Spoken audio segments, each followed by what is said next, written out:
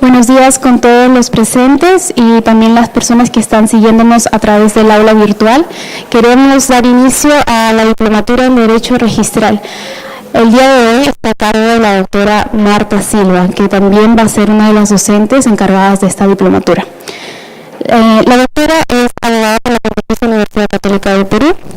Cuenta con 26 años de experiencia en los registros públicos, donde se ha desempeñado como registrador público, asesora legal y vocal del Tribunal Registral, ejerciendo la presidencia de este colegiado durante 2 periodos. Ha integrado y presidido diversas comisiones elaboradas y revisoras de normas y reglamentos registrales.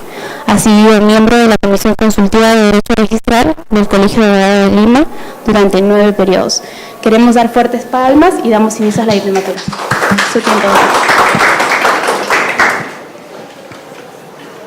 Puedo cerrar acá, ¿no?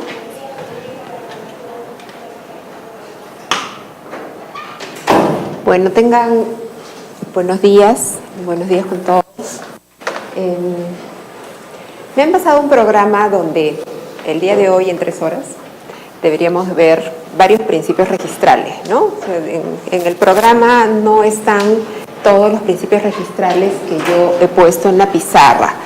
En realidad, pues sería imposible hablar de todos los principios registrales en 3 horas. Entonces, yo he priorizado, voy a hacerles una explicación utilizando una clasificación de José Manuel García García, que es un doctrinario español, que tiene una obra larguísima en doctrina del derecho registral, ¿no? Él ha desarrollado incluso conceptos bastante de vanguardia, ¿no? Ha renovado lo que es el derecho registral en cuanto a sus principios y a sus fundamentos. Entonces, él ha elaborado esta clasificación, que me parece una clasificación útil como para que nos ubiquemos en esta función que tienen los principios registrales, ¿no?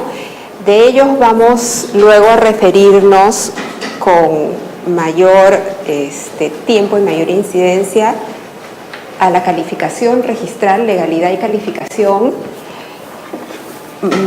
porque en realidad cuando hablemos de legalidad y calificación, en la calificación registral, el registrador está obligado a aplicar todos los principios en la calificación, de manera consciente o inconsciente, pero tiene que hacerlo, ¿no? Entonces, yo voy a hacer una exposición sobre lo que son las labores de calificación, y dentro de calificación vamos a poder analizar principio de prioridad, principio de especialidad y todos los principios que hay que tener en cuenta en el momento de calificar. Y también voy a hablarles de legitimación, que es uno de los efectos importantes de los registros públicos, ¿no? De los registros jurídicos, que son los registros públicos del sistema registral peruano. En el programa que me dieron no estaba oponibilidad ni fe pública.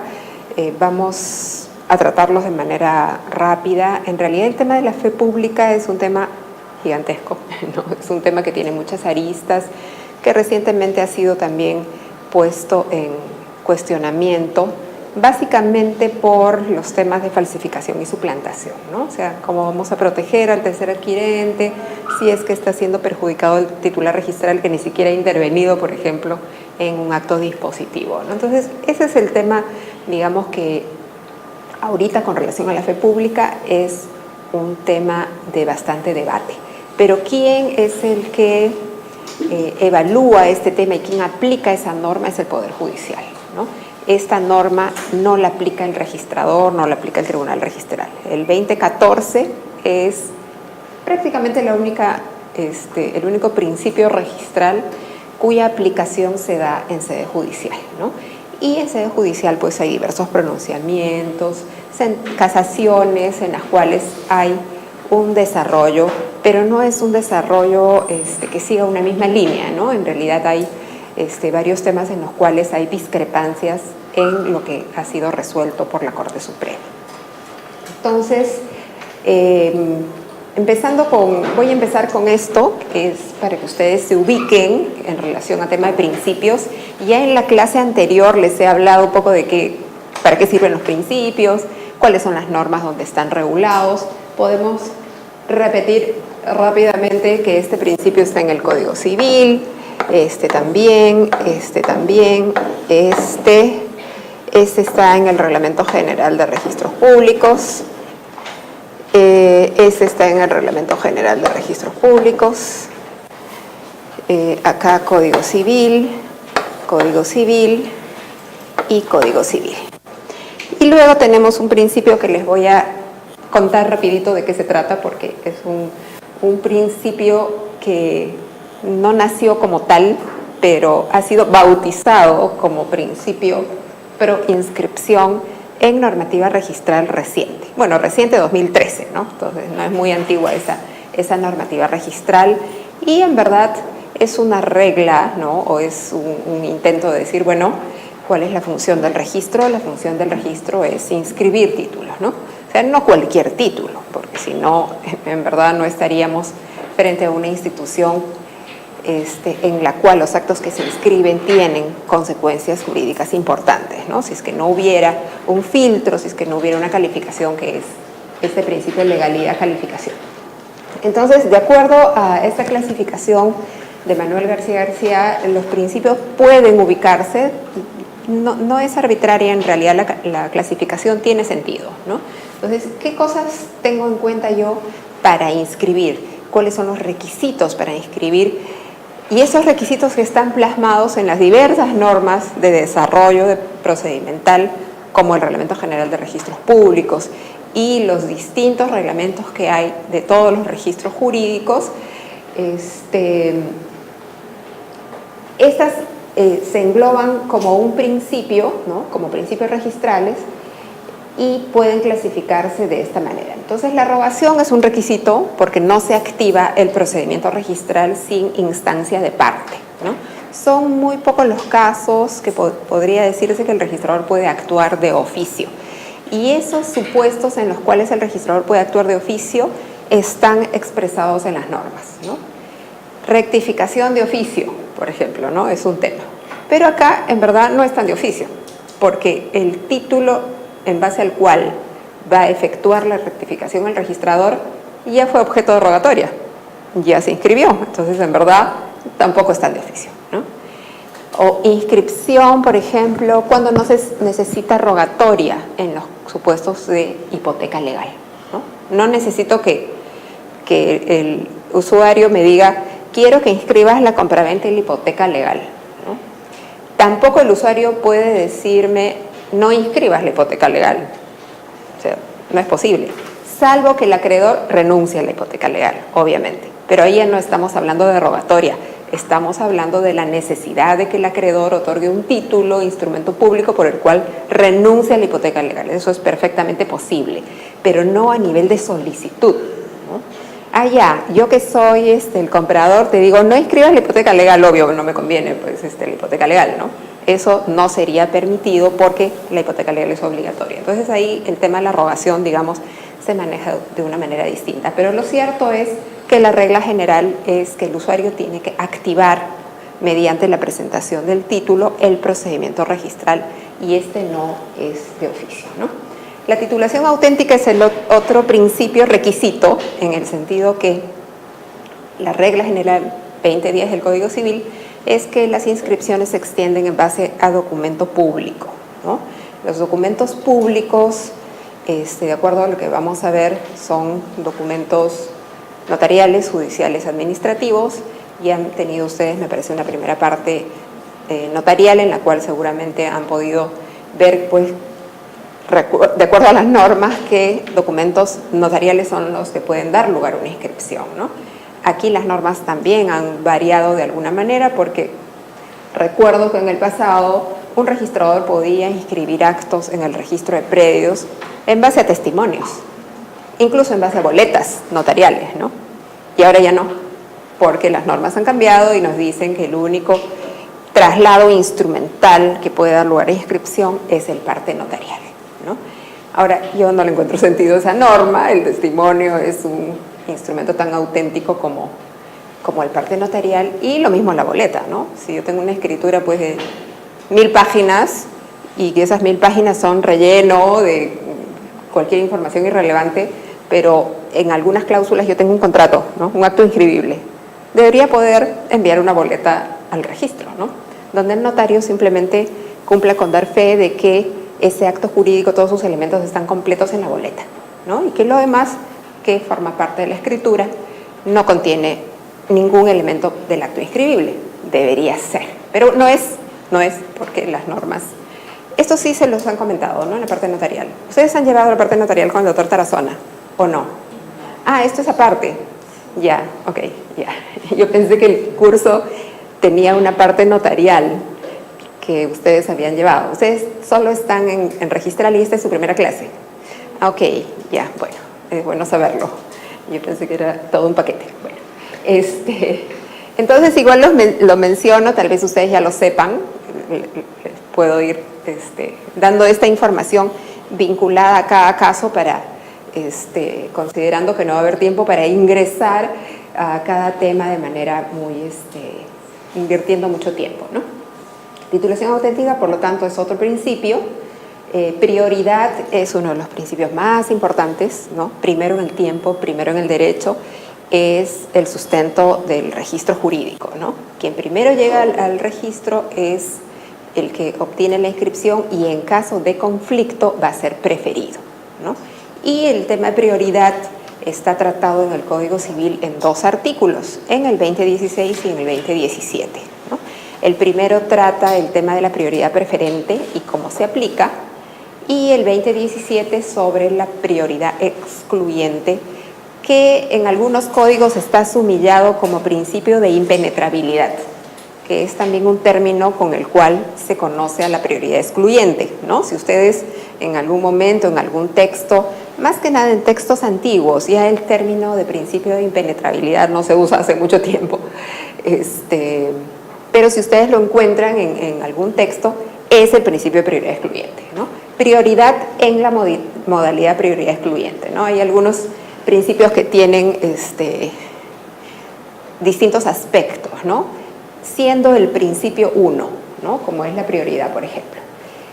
Luego, el principio de tracto sucesivo también es importante como requisito de calificación. El registrador en la calificación evalúa que el título que va a inscribir deriva o es consecuencia del acto anterior inscrito, ¿no?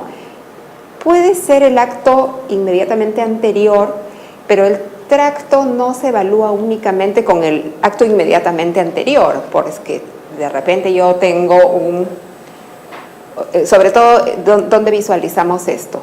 Si yo tengo una adjudicación por ejecución de una hipoteca, la hipoteca puedo haberla inscrito hace 10 años, después un montón de actos más, incluso de gravámenes, y cuando yo califique esta adjudicación, no voy a evaluar el tracto por el derecho previo, sino por la prioridad reservada por la hipoteca, que está muchos asientos atrás en la partida, digamos, ¿no? Entonces, estos temas, en este caso del tracto, por ejemplo, está directamente vinculado al tema de la prioridad, ¿no? Entonces, el registrador tiene que tener en cuenta, al momento de calificar, estos aspectos para verificar adecuación, ¿no? No necesariamente que los asientos sean el asiento inmediatamente anterior, ¿no? La evaluación del registrador, por lo general, tiene que comprender la integridad de la partida, ¿no?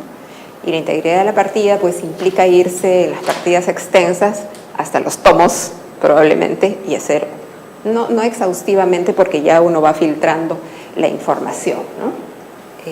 En el tiempo. Bueno, tracto sucesivo, después legalidad, sí. Pase. Legalidad es el tema que vamos a desarrollar, digamos, con mayor detalle, ¿no? En algunas clasificaciones, la legalidad, los autores la desarrollan en 2 aspectos, ¿no? Titulación auténtica y calificación. Como que son los 2 elementos del principio de legalidad, ¿no? Acá yo he puesto legalidad, calificación, pero Esto es simplemente para efectos didácticos, digamos, ¿no? Puede ser legalidad, titulación auténtica, legalidad en el ámbito de la calificación. Y el principio de especialidad también es importante tener en cuenta como requisito para la inscripción, ¿no? Y está muy vinculado, diría yo, a la consecuencia de la oponibilidad. Ya, a ver, vamos a tratar de explicar el porqué. La especialidad es un principio que no solamente está vinculado al folio real, ¿no? El principio es la especialidad y la técnica empleada para materializar la especialidad es el folio real, ¿no? Y el folio real se utiliza principalmente en los registros de bienes, ¿no? Bueno, tenemos en los registros de bienes registro de predios, o de propiedad inmueble, dentro del cual está el registro de predios, que va a ser objeto también de este diplomado en las últimas 3 clases, porque es el registro más grande, el que tiene más actos inscribibles, y en verdad es el registro en donde podemos desplegar con mayor amplitud todo lo que son principios y actos inscribibles, ¿no? Entonces, la especialidad es un sinónimo de claridad del registro, ¿no? El registro tiene que ser claro cuando publica las situaciones jurídicas que inscribe, ¿no? Por eso, en el registro de predios, por ejemplo, se abre una partida para el predio. Y en esa partida es que se inscriben todos los actos relativos a ese predio.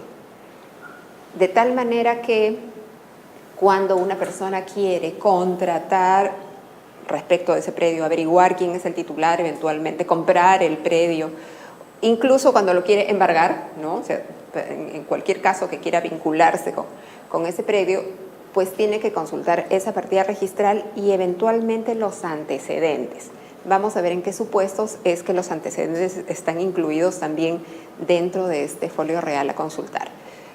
No se puede pretender, y esto debería quedar claro a nivel de las instancias judiciales cuando aplican los principios, cuando se presentan conflictos, que no es posible pues pretender que el usuario, el interesado, el contratante conozca el contenido de otras partidas registrales que no están vinculadas al predio que va a adquirir o que ha adquirido o sobre el cual ha inscrito una hipoteca, ¿no? Y acá a veces se dan algunas distorsiones, ¿no? ¿Qué cosa es oponible para el tercero? Aquello que está en la partida registral directamente vinculado con el acto y no a las cientos de miles, millones de partidas registrales que existen, ¿no? Pero para esto también se ha desarrollado algunas reglas, ¿no? ¿Cuáles son las partidas vinculadas? No es únicamente aquella donde voy a inscribir. Hay otros supuestos, pero que han sido desarrollados justamente ¿para qué? Para la predictibilidad en el momento de hacer un estudio de titulación, por ejemplo, y también para que las reglas para el registrador cuando califique estén claras. ¿Qué cosa es lo que yo debo calificar para inscribir este acto? ¿Qué partida debo calificar? Ahí vamos a ver el concepto de partida directamente vinculada y otras partidas vinculadas. Entonces, la especialidad es esto, el hecho de que yo inscribo un bien en una partida registral. También funciona muy bien en lo que concierne a las personas jurídicas, ¿no? No vemos pues mucha desmembración en el tema de personas jurídicas, ¿no? Claro que hay escisiones y hay fusiones, y estas figuras de escisión y fusión de sociedades, por ejemplo, sí da lugar a que una empresa pueda tener como antecedente otra partida registral, ¿no? Solo en esos casos se ve desmembración. En cambio, en el registro de predios, el movimiento y la modificación del folio real es sumamente frecuente, ¿no? Constantes actos de subdivisión, de acumulación, propiedad horizontal, constitución de derechos de superficie. Entonces, ahí hay un mayor movimiento de lo que es el folio real. Y ahí tiene sentido la aplicación de esta especialidad y sus consecuencias como la oponibilidad. Entonces, requisitos. Los principios efectos, de acuerdo a esta clasificación de García, serían la legitimación, que es el efecto inmediato de la inscripción de un acto de derecho en el registro, ¿no? Apenas el acto de derecho se inscribe, queda inscrito en la partida registral, lo cual ocurre cuando el registrador suscribe el asiento, lo aprueba, ¿no? Ahora no se da mucho el caso, pero se daba en el pasado cuando se inscribía en tomo y ficha, que había muchos casos de asientos sin firma, ¿no? Me encontré un asiento sin firma. Está ahí el texto completo, título archivado tal, compraventa, digamos, ¿no? Y si encontramos un asiento sin firma, había que averiguar si en efecto se trataba de un acto inscrito o no inscrito. ¿Por qué? Porque lo que hacía el asistente, probablemente, esto es una cosa que les puedo contar porque yo he sido registradora justamente en la fecha en que se inscribía en tomo y en ficha, el asistente podía extender su asiento, ya sea tipeado o escrito, se lo pasaba al registrador, pero el registrador no estaba de acuerdo con inscribirlo, sino con tacharlo, ¿no? Denegar la inscripción. Entonces se le ponía la palabra suspendido con lapicero al asiento. Entonces tal vez ustedes vayan a ver esto cuando pidan las copias literales, ¿no?, de las partidas registrales. Se ponía suspendido, y si está suspendido quiere decir que en realidad no es un asiento válido, por lo tanto no está legitimado. Y en otros casos que no encontramos nada, bueno, también de mala fe alguien le puede haber puesto suspendido, ¿no? Entonces en verdad siempre era necesario ir al archivo registral y verificar si el título tenía una anotación de inscripción. En esos casos, el registrador tenía que regularizar la firma, ¿no? En vía regularización hay normas sobre eso en el Reglamento General de Registros Públicos, ¿no? Pero son normas que no vamos a tener el tiempo de abordar, por eso es que las voy mencionando en el camino. En la partida electrónica ya eso en verdad no debería ocurrir, ¿no? Con este nuevo sistema de inscripción. Entonces, la legitimación es el primer efecto que hace que ese acto o derecho inscrito se presuma cierto, se presuma válido, surta todos sus efectos, ¿no? Y la legitimación es el sustento principal del otro principio, que es la fe pública, ¿no? Porque se presume que este tercero que adquiere, de quien tiene un derecho inscrito, adquiere bien, porque confió en el registro y porque la institución registral le ha dicho, ese es el titular, ¿no? ¿Por qué? Porque ya pasó por mi filtro de calificación. Yo ya evalué legalidad, tracto, validez, todo. Entonces, ese es el derecho que debe presumirse cierto, ¿no? La legitimación también la vamos a desarrollar. Como les dije, estos dos principios que he circulado son los que vamos a desarrollar con mayor detenimiento. La oponibilidad es un principio que está en el Código Civil, pero curiosamente no está en la parte general de principios, sino dentro de la propiedad inmueble, ¿no? En definitiva, esto es una cuestión de técnica legislativa, porque el principio de oponibilidad es aplicable en todos los registros jurídicos, ¿no? Los proyectos de modificación del libro 9 de registros públicos que se dan cada año se hace una comisión para reformar este libro. Las propuestas son incluir al principio de oponibilidad dentro de lo que son los principios generales aplicables a todo registro, ¿no? Es oponible lo que está inscrito. Las normas del Código Civil, por ejemplo, en muchos casos dicen, la separación de patrimonio surte efecto frente a tercero desde su inscripción, ¿cierto? Esa separación convencional. Ese surtir efectos es sinónimo de oponibilidad. Es oponible a terceros cuando se inscribe, ¿no? Digamos que el legislador ha utilizado esa fórmula de surte efectos frente a terceros. Eso es oponibilidad, ¿no? Ahí reconocemos a ese principio. Cuando es oponible, cuando está inscrito. Y cuando está inscrito, ¿dónde? En la partida registral, donde debe estar inscrito, no en cualquier otra, ¿no? Luego voy a ver si tenemos tiempo de alguna casuística, porque en la casuística vemos cuando no, por ejemplo, ¿no? O cuando el Tribunal Registral, cuando ha hecho, cuando ha calificado en segunda instancia algunos casos, le ha dicho al registrador, oye, no, esa no es la partida que tenías que mirar. O sea, tú no puedes observar este título en base a la partida que estás invocando, ¿no? Ahí es donde se trata de redondear cuáles son los alcances de la calificación y, como verán, en todos los casos, los principios entran en juego en ese momento. La fe pública registral, sí. La fe pública registral es uno de los efectos más importantes. No todas las legislaciones que tienen sistemas registrales similares tienen principio de fe pública, ¿no? Por ejemplo, el sistema registral argentino, que es bien parecido al peruano, no tiene fe pública registral, ¿no? El chileno tampoco tiene fe pública registral, ¿no? Nosotros ahí sí nos hemos copiado igualito de los españoles, que tiene fe pública registral en su famoso artículo 34 de la Ley Hipotecaria Española. Y este principio de fe pública registral es un principio que proviene del derecho alemán, ¿no? Porque en el derecho alemán el registro es todo, ¿no? Si algo está inscrito, pues casi no hay forma de anular una inscripción. Se presume cierta y se presume perfecta, ¿no? Nuestro registro, por ejemplo, no convalida la inscripción de actos que tengan deficiencias, defectos de validez o anulabilidad, etcétera, ¿no?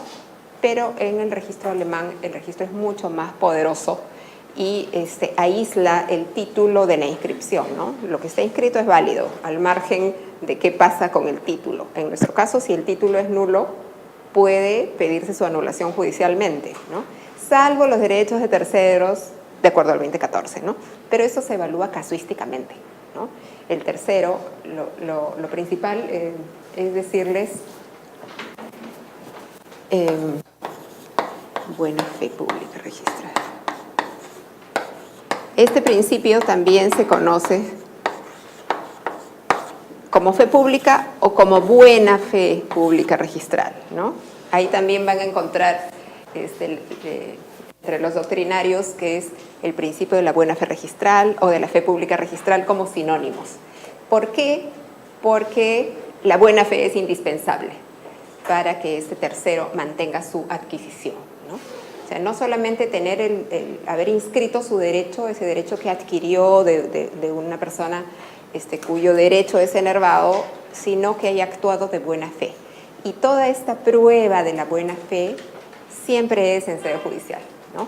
Ahí la persona que ha sido perjudicada por la inscripción de este tercero tendrá que probarle al juez que el tercero no actuó de buena fe, que conocía que el registro era inexacto, ¿no? Ese es el juego de este principio de fe pública o de buena fe registral. Y finalmente, en este repaso, el llamado principio pro inscripción, que, como les digo, es un principio que, en primer lugar, diría yo que nació del texto del Reglamento General de Registros Públicos, artículo 31, ¿no? El Reglamento General de Registros Públicos, el que tenemos vigente en la actualidad, el texto inicial fue aprobado el año 2001, ¿no? Por la SUNARP. La SUNARP que tiene la facultad, de acuerdo a su ley de creación, de aprobar normativa registral. Por eso ustedes ven que la normativa registral no está en decretos supremos, sino en resoluciones del superintendente previo acuerdo del directorio de la SUNARP, ¿no? El directorio de la SUNARP está conformado por miembros de diversas entidades. Entonces, este reglamento del 2001 tuvo una modificación normativa justamente en aspectos de calificación, o sea, todo lo que es calificación registral se reformó el año 2005, ¿no? Y en el año 2005 se incluyó un segundo párrafo del artículo 31. El artículo 31 se refiere a la calificación, que es un tema que vamos a ver ampliamente, pero este puntito no está, me parece, en el PowerPoint. Dice, en el marco de la calificación registral, el registrador y el tribunal registral propiciarán y facilitarán las inscripciones de los títulos ingresados al registro. Parece un saludo a la bandera, ¿no? Los registradores, bueno, el tribunal registral, debo reconocer que hace su mejor esfuerzo.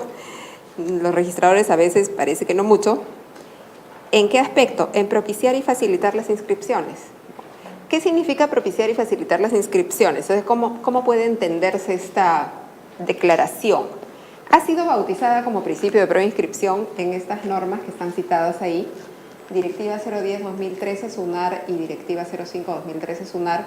Estas directivas son las que regulan la inscripción de actos vinculados a comunidades campesinas, el primero de ellos, y a comunidades nativas, el segundo, ¿no? actos que se inscriben tanto en el registro de personas jurídicas, ¿no? Porque ustedes saben que la comunidad campesina y la comunidad nativa son personas jurídicas, ¿no? Entonces hay actos que se inscriben en el registro de personas jurídicas y hay actos que se inscriben en el registro de predios. Los que se inscriben en el registro de predios, principalmente, o lo que más preocupa al legislador, son los actos de disposición, ¿no? De los terrenos comunales o de los terrenos de las comunidades nativas. Entonces, se ha consignado al final de esas directivas como título principio de proinscripción, ¿no? Y lo que dice, bueno, no quiero perder el tiempo en buscarlo, pero lo que dice en resumen es que en la calificación de los actos de estas personas jurídicas, sea en el registro de personas jurídicas como en el registro de predios, los registradores deben tratar de que de propiciar que el título se inscriba, y esto significa lo mismo que significa en el artículo 31, es decir, frente a por ejemplo, a dos interpretaciones posibles de una norma registral, el registrador debe aplicar la norma más permisiva a la inscripción. Casos interpretables. Es lógico, es perfectamente claro que el registrador pues no va a inscribir si hay un incumplimiento expreso de una norma, ya sea formal o de fondo, ¿no? Propiciar y facilitar la inscripción no significa inscribir cualquier cosa, ¿no? Sino en la duda, inscribir. Sí, dígame. Permítame, esto que usted está explicando no contraviene el esfuerzo, como dice usted, que puede hacer el tribunal registral respecto de interpretar si hubo o no fe pública, o no entra el tribunal registral en interpretación, si hay o no buena fe. No. Como les decía, hace un momentito les decía que justamente ese aspecto de la buena fe, o sea, no la buena fe de, por ejemplo, de que si yo tengo inscrita una demanda está clarísimo de que hay un conflicto sobre el predio, ¿no? Pero si la demanda no está inscrita y existe fuera del registro, ese es un elemento que las instancias de calificación no pueden evaluar, ¿no? Entonces, la evaluación de la buena fe, entonces, respecto al presunto conocimiento que tengan los contratantes sobre los detalles que no están en la partida registral, es algo que se evalúa en sede judicial, ¿no? Si, por ejemplo, la persona pues vendió el inmueble para evadir una deuda, ¿no? Cosa que ocurre mucho, o lo dio en anticipo de herencia, el registro no tiene cómo saber cuál fue el motivo de esta persona para dar en anticipo de herencia los bienes, ¿no? Ya será, en este caso, el demandante quien tenga que ir al Poder Judicial. Oye, lo que se está haciendo acá es tratar de evadir la deuda, y eso se discute judicialmente, ¿no? Entonces, el principio de preinscripción, en realidad, yo les cuento porque he participado directamente en este reglamento en su oportunidad, ha sido un poco para tratar de decirle al registrador, bueno, no estés observando, porque más del 50% de títulos me parece que salen observados en un primer momento y no es que salen inscritos. No es que los títulos estén perfectos, sería ideal que los títulos estén perfectos desde que se presentan, ¿no? Es decir, que la persona que presente el título haya hecho una evaluación de antecedentes para garantizar pues que ese título que está ingresando se adecúa, cumple los requisitos, cumple la normativa, etcétera, etcétera, ¿no? De tal forma que no reciba observaciones. Pero la gran cantidad de observaciones dio lugar en su momento, estamos hablando del año 2005, ¿cuánto ha pasado? Más de 10 años. En su momento era darle un mensaje al registrador de que debe tratar de inscribir si es que en verdad las normas le permiten hacerlo, ¿no? El elemento que ha venido distorsionando esta calificación, y lo vivimos hasta la fecha, es bueno, todo ese tema, por ejemplo, de la delincuencia que se ha infiltrado en lo que es la contratación inmobiliaria, ¿no? Y que en muchos casos los registradores también son citados por la policía o son citados por la fiscalía, presumiendo que si han hecho una inscripción, por ejemplo, en base a un documento falsificado parcialmente o con suplantación, pues el registrador es cómplice, ¿no? Esta es una realidad que no se puede obviar, ¿no? Pero eso ha hecho que los registradores prácticamente no quieran a veces, porque no es que no conozcan la norma, sino que no quieren inscribir, ¿no? Entonces, en algunos casos, incluso los registradores dicen, queda salvo el derecho de usuario de ir al tribunal registral. Ya. Si el tribunal registral dispone en inscripción, ya perfecto, yo lo inscribo, ¿no? Pero no va a ser mi responsabilidad, porque en el asiento, cuando se inscribe un acto en base a lo resuelto por el tribunal registral, el registrador consigna que lo hace en virtud de la resolución número tal, de tal forma que no es su responsabilidad haber decidido inscribir. Eso es cierto, o sea, eso es algo que no se puede negar. Sí. En el caso de los partes notariales falsificados, ¿no? O sea, la modalidad de los delincuentes que se dedican a la falsificación es tomar el nombre de una notaría cuyo abogado ha fallecido, ¿no? Y que el acervo, la documentación pasiva o en el colegio de notarios, se hacen ver cómo se llama de que el colegio de notarios les destina parte de una escritura pública, lo mandan al registro público. En ese caso, el registrador, en base, ¿cómo se llama?, al principio de legalidad y calificación, él tiene aún así que verificar los datos que están consignados en ese pacto. Sí, justamente ahora lo vamos a ver, se los adelanto, ¿no? Porque prefiero ir adelantando cosas para sí. Sí.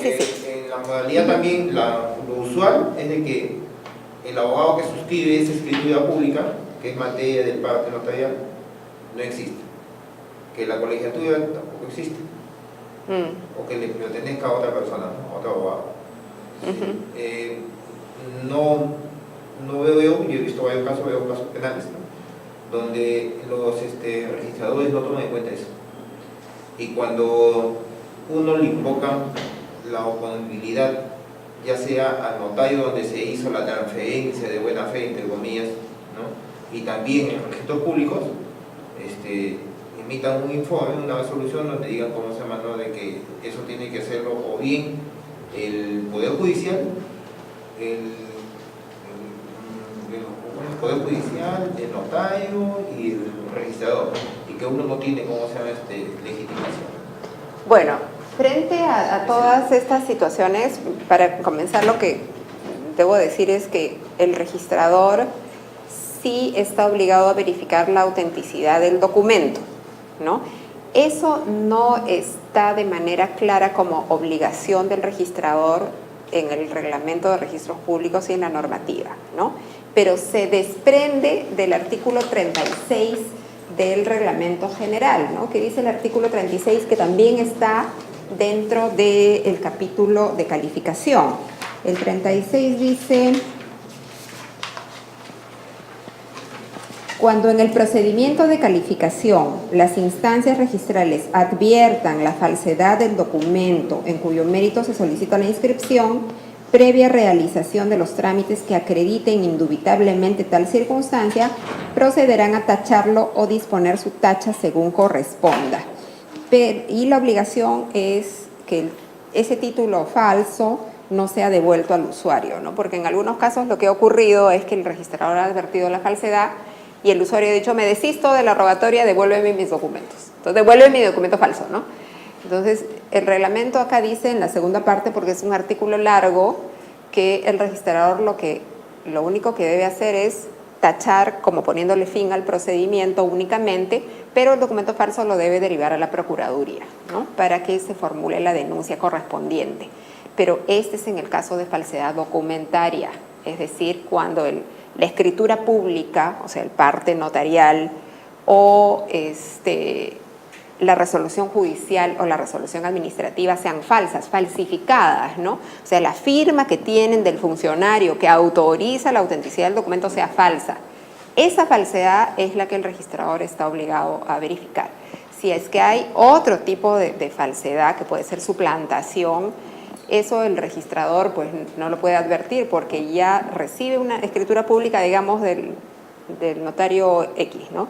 El notario ya dio fe de la capacidad de los otorgantes. O sea, si el notario es el notario, ya la función que ha cumplido el notario de verificar capacidad del otorgante, identificación y demás, es una función notarial y no es una función del registrador. Ahora, sí hay, y esto no he traído no vamos a desarrollar el tema, pero sí se los menciono. Vamos a hablar sí de lo que es la cancelación del asiento falso, pero no vamos a hablar de la oposición. La oposición tiene una norma, ¿no? La posibilidad de oponerse a la inscripción de un título en trámite por falsificación o suplantación existe, ¿no? Que es la ley 3313. Esta ley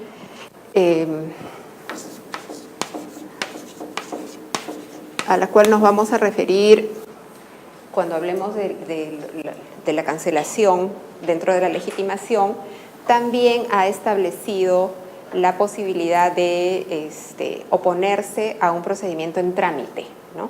Yo me entero por la alerta registral, ¿no? Y por eso sí es importante utilizar la alerta registral, es decir, inscribir su partida en el sistema para recibir un mensaje de que se ha presentado un título, ¿no? Es esa la forma como las personas están enterando de que se ha presentado un título. Claro que puede ser el mismo título que yo estoy presentando, ¿no? Pero en casos que yo no estoy realizando ningún acto respecto a mi bien, me entero a través de la alerta, entonces puedo apersonarme al registro, pedir copia del documento. Es el único caso en el que a uno le dan copia de un documento en trámite, porque no es posible pedir copia de un documento en trámite, sino solamente exhibición en el procedimiento regular, ¿no?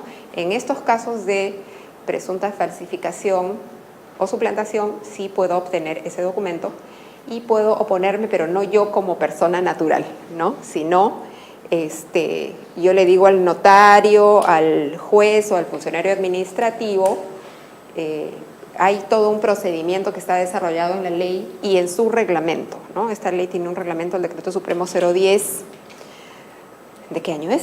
2016 me parece, ahorita no me acuerdo. Ahorita lo voy a ver, es de justicia, ¿no? Sector justicia. Este reglamento, que es el Decreto Supremo 010, establece cuál es el procedimiento que el usuario puede utilizar, ¿no? El usuario le dice, oiga, señor notario, le han falsificado a usted, usted avise, y el notario tiene un plazo perentorio breve para hacer la verificación y para decirle al registro que no inscribe el título, ¿no? Esto es algo que ha modificado lo que es la naturaleza del procedimiento registral, que es un tema que vamos a ver la próxima semana, en qué consiste y cómo funciona el procedimiento registral a diferencia de los demás procedimientos, ¿no? Entonces, en primer lugar, para terminar de responder la pregunta, es el registrador sí, y el tribunal registral lo ha dicho en muchas resoluciones, sí debe verificar autenticidad. Claro que es una labor que a los registradores los pone todavía más tensos que nunca, ¿no? Porque si hay algo que se hace bien en el Perú es falsificar, ¿no? Y las falsificaciones a veces son perfectas. Justamente ahorita hay un registrador, y eso lo sé porque he ido a hablar con esta persona para un caso concreto, y las veces que le iba a buscar me decían, no, está en el Poder Judicial, está en el Poder Judicial. Y hasta que averigüé, ¿pero por qué está? ¿Cuál es su problema? Se le presentó a inscripción una resolución judicial y mandó un oficio al juzgado para preguntar si era auténtico, ¿no? Si era auténtico el documento. Y en un oficio le dijeron, si es auténtico, inscribió. El oficio era falso también. Entonces, caso real, totalmente real, y de ahorita, porque, como les digo, eso es algo que me acabo de enterar. O sea, es una cosa que realmente uno lo pone los pelos de punta, y por eso es que uno entiende el por qué el registrador en muchos casos desconfía tanto, ¿no? Desconfía de todo. Pero observa demasiado. No, yo sé. O sea, casos sí. Que realmente no debe observar. Sí, yo sé, porque yo soy usuaria ahora, hace 5 años que renuncié al registro y veo desde afuera, ¿no? Es decir, puedo entender a los funcionarios. He sido registrador, he sido vocal del tribunal registral, ahora soy usuaria, entonces en verdad el círculo está más o menos completo. Pero sí entiendo el temor en algunos casos, pero ya se excede, ¿no? Sí, en realidad sí, yo así lo creo. Sí. Por favor, un ejemplo de esta situación que menciona acerca del principio de pro-inscripción que usted haya visto. Sí, lo que pasa es que el principio de pro-inscripción, claro, está recogido como principio de preinscripción en estas dos directivas, ¿no?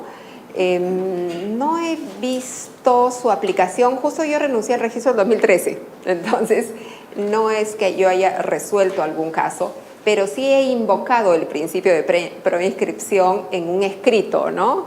El registrador observa, o sea, ya se pasa observando, digamos, que algún título presentado, porque hay alguna presunta discrepancia o porque hay, por ejemplo, títulos pendientes, ¿no? Ese es un típico caso, que el registrador dice, hay títulos pendientes, por lo tanto yo debo suspender.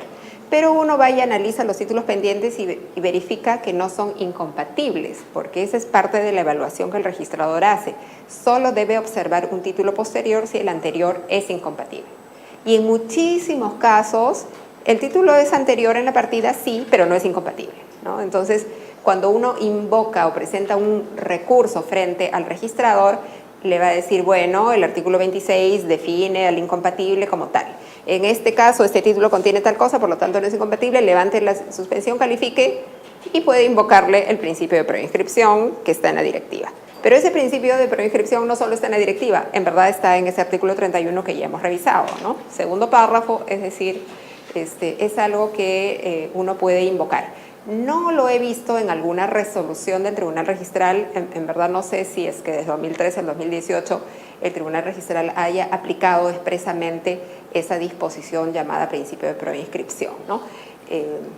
Sí. Lo que quería comentar, doctora, es de que entiendo que los principios no se contraponen entre sí, sino al contrario. Sí, por supuesto. Claro, y sí. Lo que usted comenta en relación al sistema, ahí no es que sea poco usual, sino ahí las observaciones que comenta la compañera son justamente por ese sistema, básicamente de doble legitimidad. Ahí es usual, creo yo, ahora que el registrador, por ejemplo, ante una escritura pública imperfecta, que viene de sí. que curse oficio para verificar la veracidad del título en sí, ¿no? Y parte básicamente de cuidar el sistema como tal, ¿no? Claro, sí, a mí lo que pasa es que hay que hacer un balance, ¿no? O sea, no se trata de inscribir por inscribir, se trata de proteger la autenticidad de los documentos, justamente cautelar de que la institución mantenga la confianza de los ciudadanos y no se logra si es que yo inscribo documentos falsos, ¿no? Pero en el otro extremo, la desconfianza total, les cuento otro caso porque ya me estoy yendo y luego vamos a ver ya nuestro PowerPoint. Lo último que se me ha ocurrido comentarles, ¿no? La desconfianza también se da ahora, se acaba de promulgar la ley 3830 que amplía los alcances de la ley 27157, que es la de regularización de edificaciones, ¿no? Y se ha ampliado pues a construcciones efectuadas hasta el 31 de diciembre de 2016, ¿no? Yo he tenido oportunidad de tener un conversatorio con los registradores sobre este tema, ¿no? De mi opinión de la aplicación de la ley. La ley es bastante corta, ¿no? Tiene 2 artículos y por ahí tiene unas causales de improcedencia que no tenía la 27157, ¿no? Entonces, lo que uno se percata en ese conversatorio es que los registradores no le creen a los verificadores, ¿no? Al verificador responsable. Entonces, no están de acuerdo con la norma. O sea, ni siquiera con la norma, ¿no? O sea, aquí no estamos hablando ya de un caso de interpretación, sino que yo no le creo a la norma, me parece que la norma es peligrosa, ¿no? Entonces, le voy a buscar la sinrazón para denegar, ¿no? Y eso es claro. Entonces, ¿qué es lo que pasa, por ejemplo, como preocupación? Yo inscribo esta regularización que ha hecho el verificador en base a la ley, principio de legalidad, todo lo que ustedes quieran. El edificio se cae. Y viene la prensa y dicen, esto fue efectuado por un verificador inscrito por tal registrador. Y el registrador piensa que lo van a culpar de que se cayó el edificio porque inscribió la regularización en base a este documento, ¿no? Ahora, no voy a poner a defenderme o no, que si está bien la ley o si no está bien la ley. La ley en verdad soluciona una cantidad innumerable de problemas a los usuarios. Es verdad que los verificadores responsables deben hacer su trabajo con seriedad. Lamentablemente algunos no lo hacen y faltan a la verdad en su declaración, incurren en responsabilidad. Hay muchos casos de denuncias, municipalidades como San Isidro, Miraflores, que tienen más recursos, pueden hacer fiscalización y en muchos casos han denunciado a verificadores que han faltado a la verdad en cuanto a lo declarado en estos formularios, ¿no? a lo que voy es que ya esta calificación temerosa también perjudica, ¿no? O sea, perjudica porque no corresponde pues al registro es fiscalizar si el verificador hizo o no hizo bien su trabajo, ¿no? Porque si el registrador tuviese que evaluar en la formación de cada acto o en la decisión de cada autoridad que dispone que se inscriba algo, habrá hecho bien, o sea, inmiscuirse en esas facultades ya sería exceder el ámbito de su competencia, ¿no? Por eso es que hay, en el procedimiento administrativo y constitucionalmente se reconoce que cada persona tiene una determinada competencia y dentro de su competencia es que debe actuar y no invadir otro fuero, ¿no?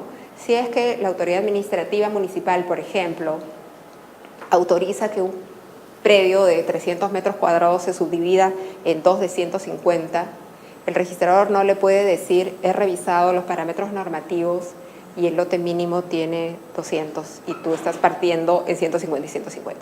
O sea, sería como enervar o que ese funcionario administrativo, la decisión del funcionario administrativo esté siendo enervada por el funcionario registral, ¿no? Para eso hay canales. Si es que ese funcionario administrativo está cumpliendo con su función, se puede impugnar ante la autoridad administrativa superior para que se anule la decisión, ¿no? Para que se revoque o se anule, y esa anulación o revocación también va a tener un correlato registral, ¿no? Pero la función del registrador debe quedar clara, ¿no? Para ellos mismos, pero también para los demás funcionarios, ¿no? Y para eso sí sería interesante que también la policía, la fiscalía, el Poder Judicial tenga claro cuál es la función del registrador para que no pues lo culpe por haber inscrito actos confiando en que esos títulos otorgados por la autoridad competente contengan en algunos casos situaciones ilegales o de incumplimiento normativo. Entonces vamos a entrar a nuestro PowerPoint de legalidad y calificación, si lo puedes poner. Ahí está. Ah, ok, muy bien. Aquí es que vamos a analizar repasar algunas cosas también de... Bueno, la legalidad es un principio importante que está a todo nivel, ¿no? Y el registro no puede excluirse de la necesidad del cumplimiento de este principio, ¿no? El artículo 51 de la Constitución prevalece sobre toda norma legal, la ley sobre normas de inferior jerarquía y así sucesivamente. Y la publicidad es esencial para la vigencia de toda norma del Estado. Acá este principio de legalidad lo que hace es